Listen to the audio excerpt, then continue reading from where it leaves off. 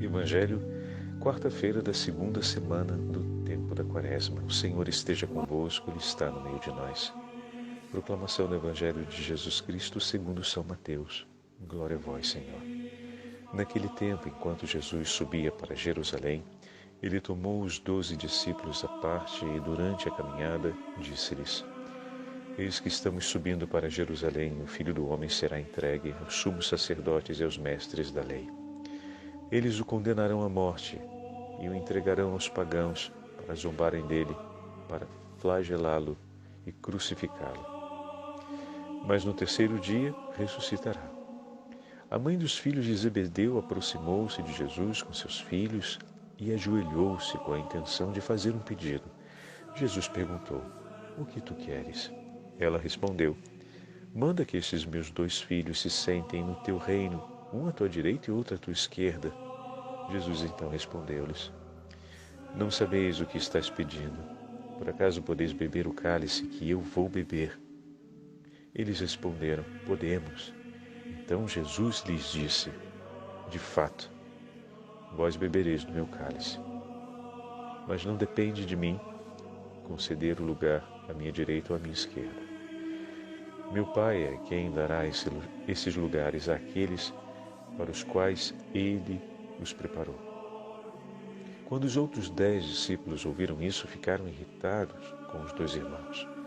Jesus, porém, chamando-os, disse: Vós sabeis que os chefes das nações têm poder sobre elas e os grandes as oprimem. Entre vós não deverá ser assim. Quem quiser tornar-se grande, torne-se vosso servidor. Quem quiser ser o primeiro, seja vosso servo. Pois o Filho do Homem não veio para ser servido, mas para servir e dar a sua vida como resgate em favor de muitos. Palavra da salvação. Glória a vós, Senhor. Quarta-feira da segunda semana do tempo da Quaresma, em nome do Pai, do Filho e do Espírito Santo. Amém. Queridos irmãos e irmãs, a Santa Liturgia nos leva para o 20º capítulo do Evangelho de São Mateus, no dia de hoje, e nos entrega o terceiro anúncio da paixão feito por nosso Senhor aos seus discípulos.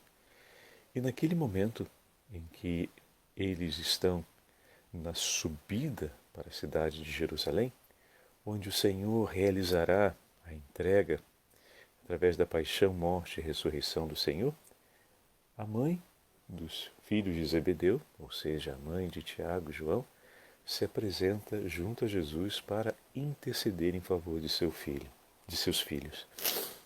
Aqui tem algo importante a termos presente. Os discípulos e aqueles que estavam em torno de Jesus esperavam uma manifestação do poder do Senhor, uma manifestação triunfante do Senhor como Messias nos próximos dias, ou seja, que a sua subida para Jerusalém fosse para realizar esse grande acontecimento de poder da instauração do reino do Senhor, a imediata e gloriosa instauração do reino de Cristo.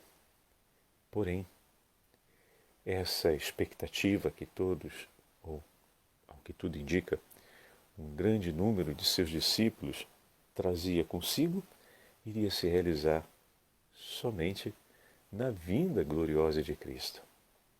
Jerusalém seria o lugar onde o Senhor iria se entregar, sofrendo a paixão pela nossa salvação. A missão do Senhor na terra não era de distribuir recompensas aos homens. E como é significativo isso, porque ontem ouvíamos o capítulo 23, que falava sobre isso. Muitos dos fariseus já haviam abandonado a esperança em Deus e buscavam receber no tempo presente a glória e a compensação pelos atos que realizavam. É como se eles mesmos se dessem o benefício. Como assim, Padre? Quando o Senhor, através da lei e dos profetas, chamava a obediência, levava o homem a confiar e esperar nele. Em nenhum momento a lei e os profetas reduz a soberania de Deus a concessão de seus dons. Os dons eram sinais da eleição de Deus, mas sempre continuavam sendo dons.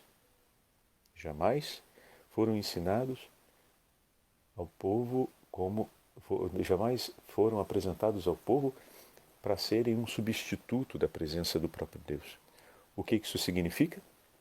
Que cumprir a lei e seguir o ensinamento dos profetas assegurava a bênção do Senhor, mas, sobretudo, a alegria do coração do Senhor, que, sendo misericordioso e bom, se abre em favor do seu povo e em favor dos justos. Muitas vezes os justos, como no profeta Isaías escreve, foi levado ao sofrimento e aos tormentos. E o Senhor estava ao seu lado, não abandonava em momento algum.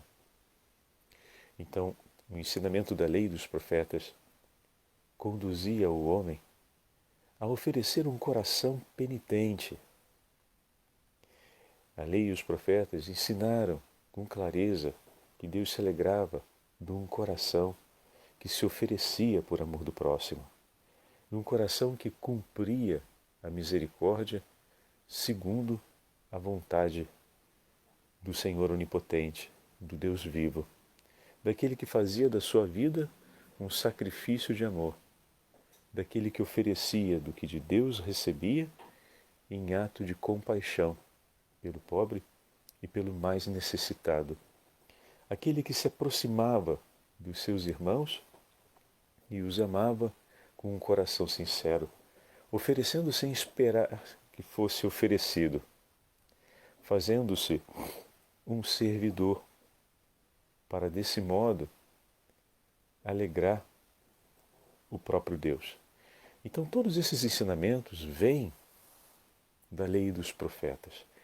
Todos esses ensinamentos nos falaram a respeito do Messias, pois ele viria para dar pleno cumprimento à lei e os profetas, o que significa dizer que ele viria para estabelecer o reino da misericórdia e do amor.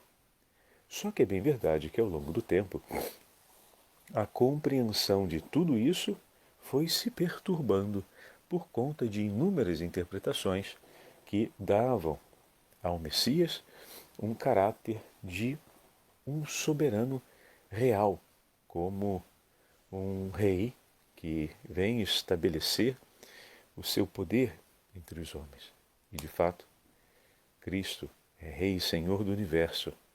Mas, primeiro, como a gente não pode esquecer, ele se oferece com os braços abertos na cruz e chama a si todos os enfermos pelo pecado, pois ele veio para curar os enfermos.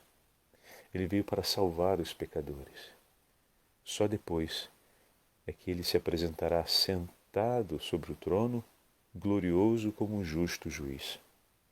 Antes de sentar-se no trono e julgar o universo como justo juiz, ele se entrega com os braços abertos sobre a cruz para receber todos os pecadores, todos aqueles que buscam a Deus e que, feridos de morte, olhando para ele como a serpente no alto da haste, no deserto, que Deus ordenou Moisés a colocar, e ali, reconhecendo os próprios pecados e suplicando a misericórdia, possam ser curados. Antes de sentar-se sobre o trono, como soberano juiz do universo, deixe o seu coração ser aberto sobre a cruz. Abre o seu coração a cada um de nós, de maneira que pela oferta e o sacrifício de sua vida, nos garante a salvação. Antes de se apresentar como justo juiz, nos recebe como Pai misericordioso, nos acolhe, nos perdoa, nos ama.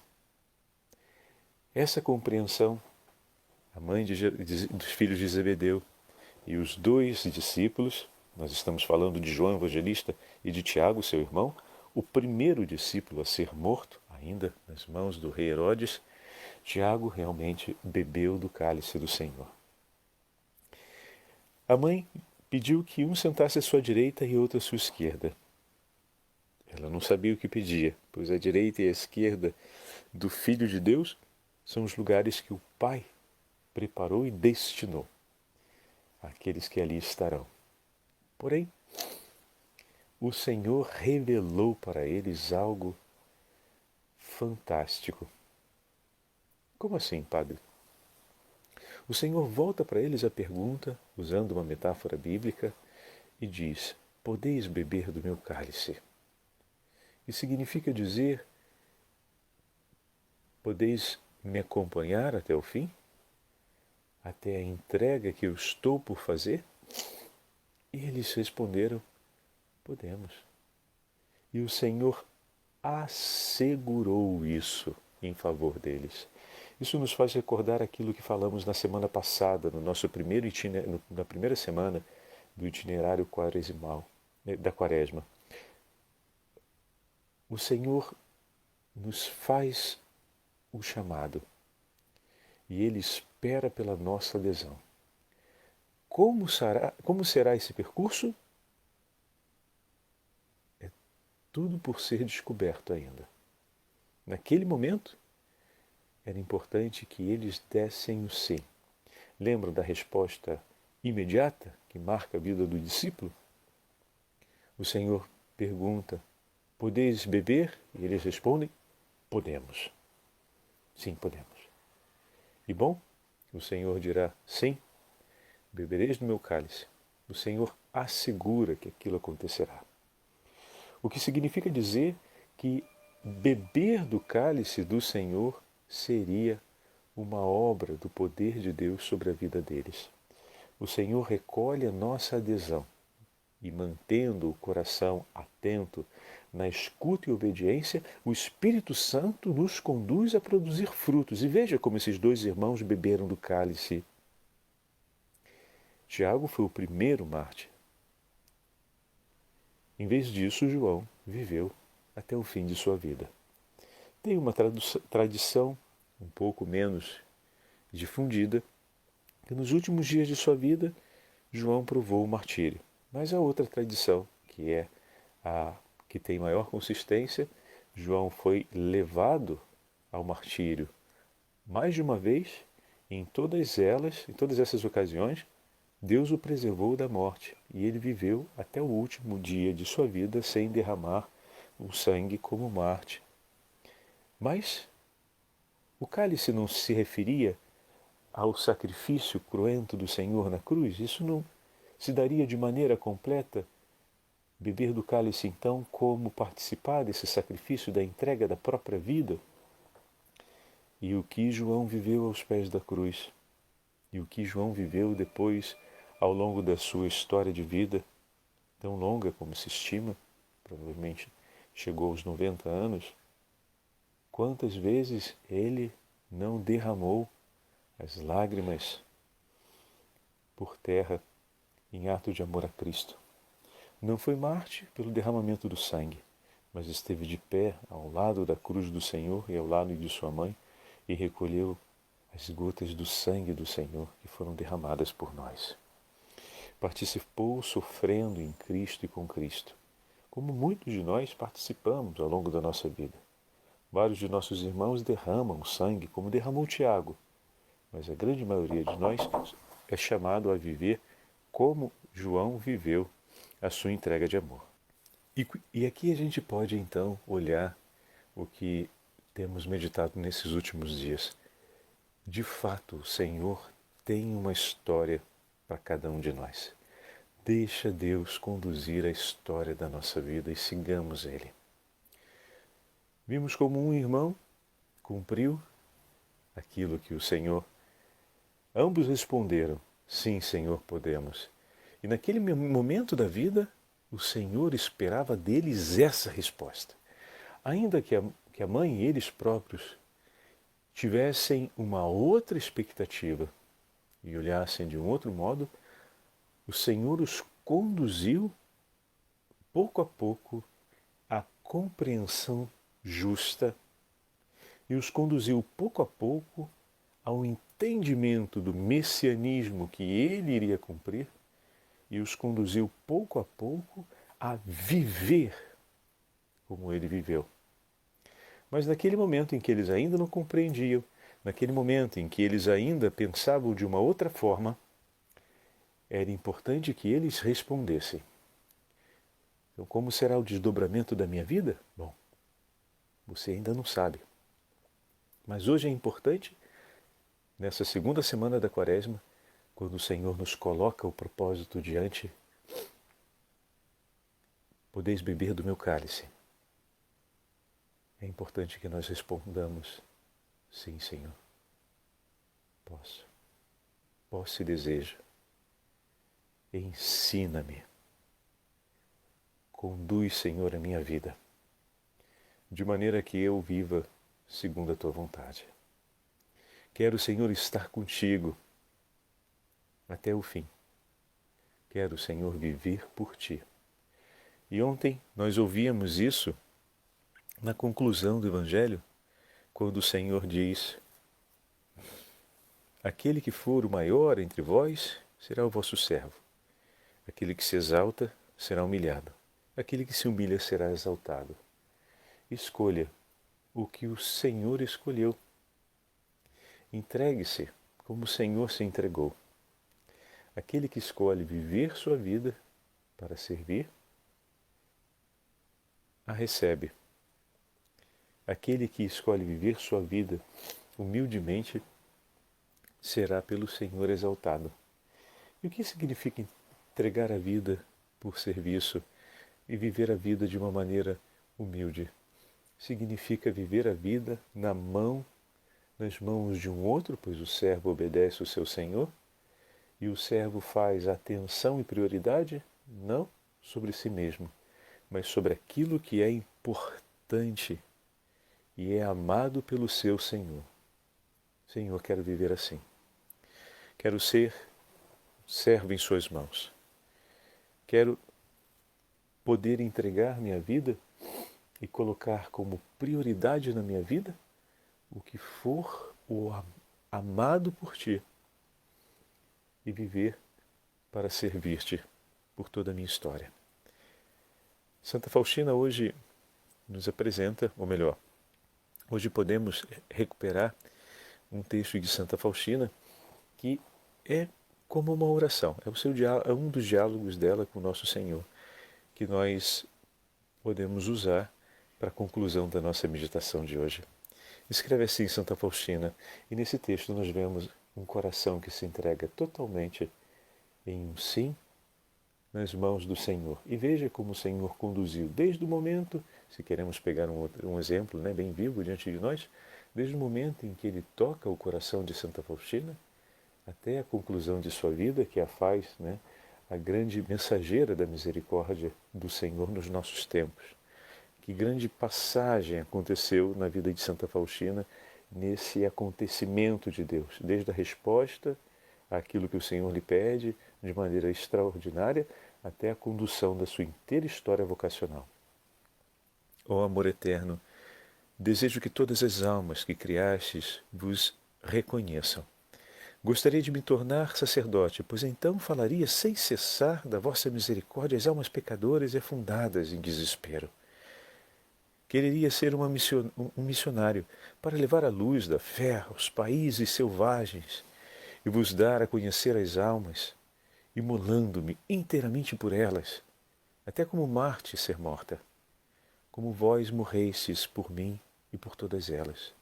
Ó meu Jesus, sei por demais que posso ser sacerdote, missionário, pregador, mesmo Marte, pelo total aniquilamento e abnegação de mim própria, por amor de vós, Jesus, e das almas imortais, tão amadas por vós.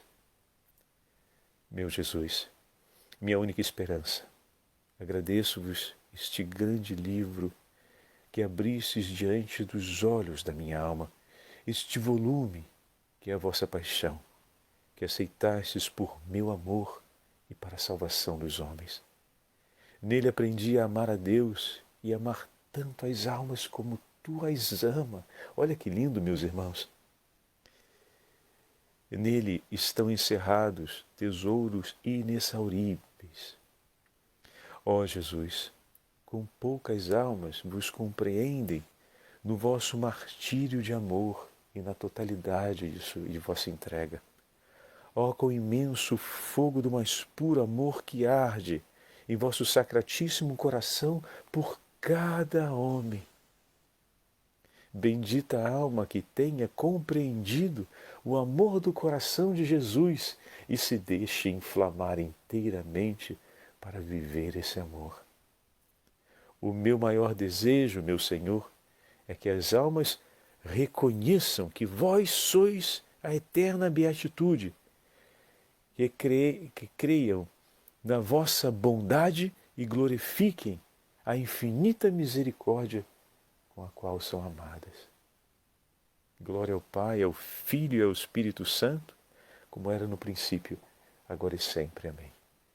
Que essa prece de Santa Faustina inspire o nosso coração a uma entrega como servos do Senhor, para vivermos, como Ele nos disse ontem no Evangelho, esse caminho que também Tiago e João viveram por amor ao Senhor. Conduz, Senhor, a nossa história, mas que seja para anunciar a vossa misericórdia. O Senhor esteja convosco, Ele está no meio de nós. Pela intercessão de Santa Faustina e dos santos apóstolos, e pela intercessão da Beatíssima Virgem Maria, Rainha dos Mártires, abençoe-vos o Deus Todo-Poderoso, Pai, Filho e Espírito Santo. Amém.